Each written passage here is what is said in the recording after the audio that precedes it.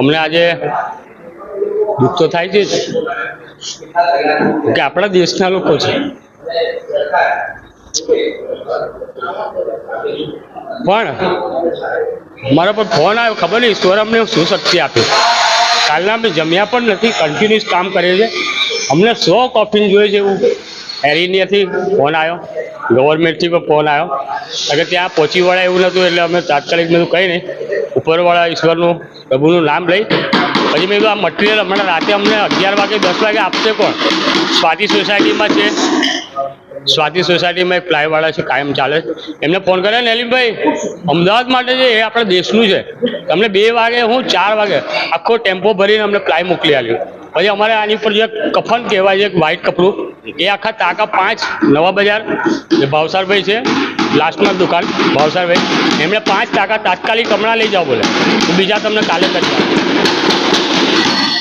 એટલે પણ અમને પણ એ છે કે ને અમે પણ દેશ માટે કંઈક બલિદાન આપી રહ્યા છે, કુટુંબ સાથે પણ. કુલ કેટલા કોફીન બનાવવાનો ઓર્ડર મળ્યો છે? મને ટોટલ હમણાં 100નું કીધું છે, પણ આજે સાંજ સુધી રાત સુધી 50 મારે મોકલી દેવાય. એટલે આ પહેલો લોટ જે છે અમારો 25નો જશે.